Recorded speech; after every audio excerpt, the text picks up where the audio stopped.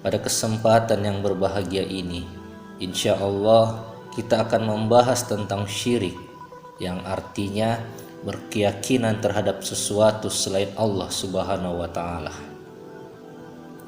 Syirik ini salah satu penyakit utama umat Islam, dan banyak yang tidak menyadarinya. Padahal syirik ini adalah dosa yang paling besar dibanding dosa-dosa lainnya. Jadi kita coba bahas satu persatu. Kita mulai dari syirik lahiriah. Syirik lahiriah ini syirik yang kewujudannya secara terang-terangan. Contoh, si fulan habis minum kopi, lalu si fulan kena sakit perut.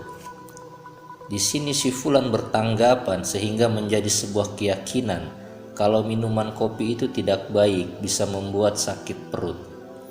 Tanggapan serta keyakinan si fulan ini senantiasa dia bawa sehingga dia takut minum kopi. Di sini si fulan tanpa dia sadari, dia telah berbuat syirik terhadap Allah. Dia telah menuhankan minuman kopi dengan bertanggapan serta berkeyakinan kalau minuman kopi punya daya upaya yang menjadi asbab suatu kejadian. Padahal di dalam Al-Quran telah Allah kabarkan, Allah Subhanahu wa Ta'ala berfirman, "Wallahu khalaqakum wama ta'malun," yang artinya, padahal Allah lah yang menciptakan kamu dan apa yang kamu perbuat itu. Quran surat As-Saffat ayat 96.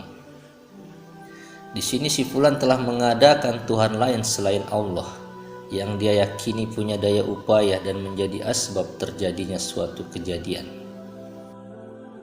Ketika si fulan alami sakit perut karena habis minum kopi, dia pun pergi makan obat. Sehabis makan obat, si fulan pun sembuh dari sakit perut. Ketika dia sembuh, di sini si fulan memahami serta meyakini obat ini bisa menyembuhkan penderita sakit perut. Maka tanpa si fulan sadari, si fulan telah berbuat syirik secara terang-terangan terhadap Allah. Dia telah menuhankan obat-obatan dengan memahami serta meyakini obat-obatan punya daya upaya bisa menjadi asbab dari kesembuhan penyakit sakit perut. Padahal hanya Allah yang boleh menyembuhkan suatu penyakit, hanya Allah yang punya daya upaya. Jadi ketika kita alami sakit, ingat resep ini.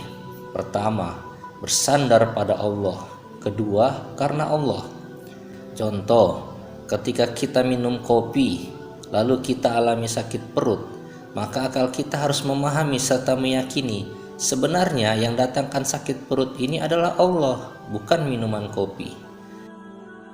Kenapa kita meyakini Allah lah asbabnya sehingga kita sakit perut? Karena kita melihat keterangan firman Allah di dalam Al-Quran, Quran surat As-Saffat ayat 96. Di sini kita sandarkan keyakinan kita kepada Allah melalui firman-Nya di dalam Al-Quran. Apabila kita terpandang Allah lah asbab sehingga kita sakit perut, inilah yang dimaksud mentauhidkan af'al Allah atau perbuatan Allah. Apabila kita telah mentauhidkan perbuatan Allah, selanjutnya kita sadari lagi hanya Allah saja yang boleh menyembuhkan sakit perut ini. Inilah yang disebut tawakal. Kita bersandar serta menyandarkan suatu perkara kepada Allah semata. Ketika kita telah bertawakal kepada Allah, selanjutnya kita berikhtiar atau berusaha dengan cara makan obat-obatan. Ingat, ketika makan obat-obatan, hendaklah kita sadari ini hanya sekedar ikhtiar. Jangan sampai kita berharap kesembuhan kepada obat-obatan. Ini namanya fasik. Fasik itu kita setarafkan Allah dengan sesuatu. Jika kita berkeyakinan obat itu yang menyembuhkan, itu disebut syirik.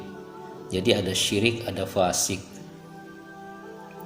Selanjutnya, apabila kita telah berikhtiar dengan melibatkan makhluk yaitu obat-obatan yang dilandasi dengan tawakal kepada Allah, maka selanjutnya kita aktifkan kesabaran serta senantiasa terus bertawakal kepada Allah. Kadang Allah nih, ketika kita bertawakal kepada Dia, lalu kita sabar hadapi ketetapannya, Dia pun uji tawakal kita. Apakah kita terus bertawakal atau tidak kepadanya? Jadi di fase ini sangat dibutuhkan kesabaran, biar tawakal kita tidak mudah hilang. Ada lagi contoh syirik lahiriah lainnya yang banyak dilakukan tanpa orang-orang sadari. Syirik ini berkaitan dengan para istri. Contohnya, suami yang bekerja berharap upah berupa uang, lalu uang itu diberikan kepada istri buat biaya kebutuhan rumah tangga. Apabila para istri memahami serta bertanggapan suamilah yang boleh mendatangkan uang untuk biaya rumah tangga, tanpa si istri sadari, dia telah berbuat syirik terhadap Allah. Si istri telah menuhankan suaminya dengan bertanggapan suami boleh mendatangkan rezeki. Padahal hakikatnya, yang datangkan uang itu sebenarnya Allah. Allah lah yang maha pemberi rezeki.